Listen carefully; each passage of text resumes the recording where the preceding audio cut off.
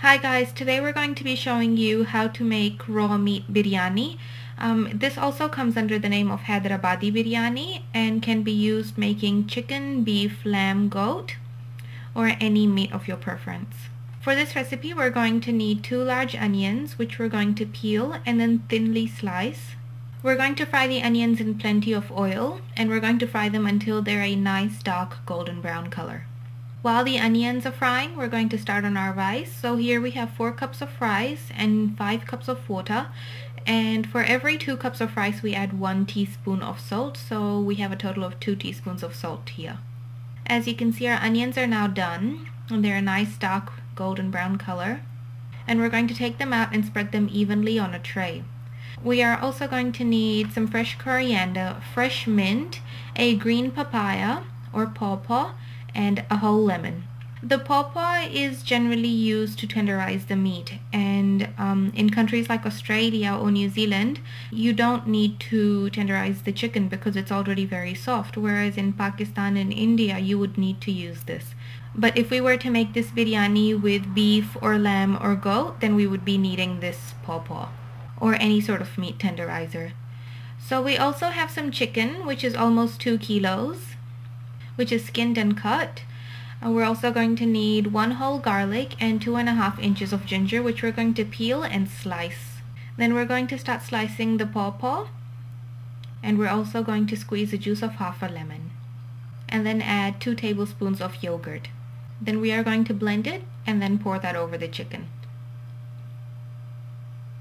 The onions that we set aside earlier are now crunchy, so we're just going to crush them with our hands and then add them to the chicken.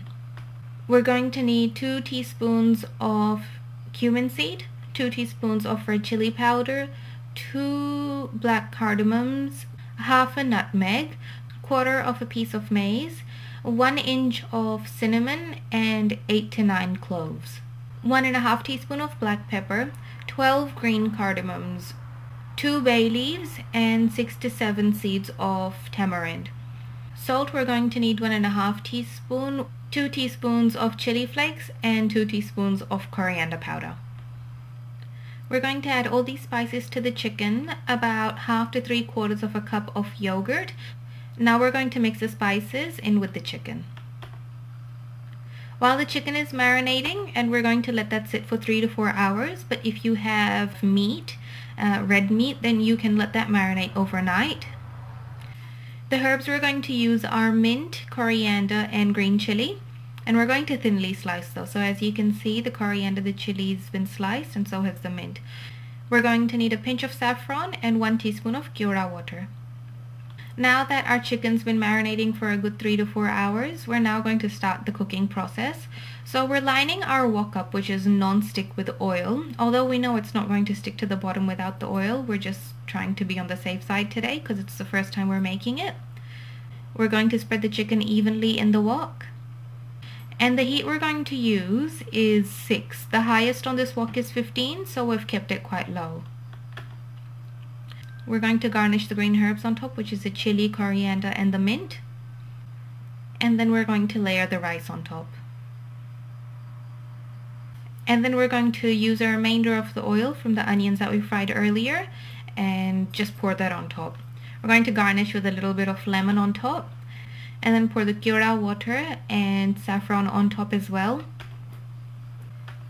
And then we're going to decorate with a little bit of food coloring.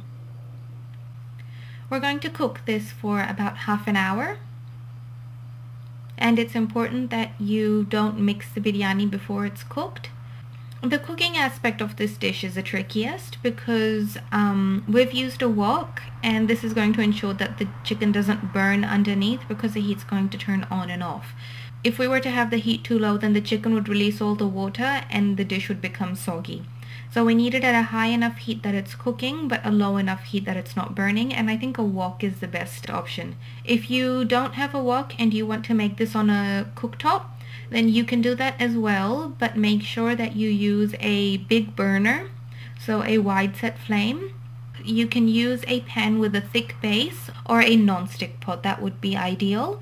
And you can use the steam as a good indication to see whether the food is cooking too fast or too slowly. So if the steam is coming out very quickly and at a constant pace, then your heat is too high. If there's no steam coming out at all, then your heat is too low. So as you can see, it's been about half an hour and our biryani is ready. We hope you've enjoyed watching this recipe. Give it a try. Bajia's Cooking is also on Facebook for any questions or comments you may have. Good luck and thanks for watching.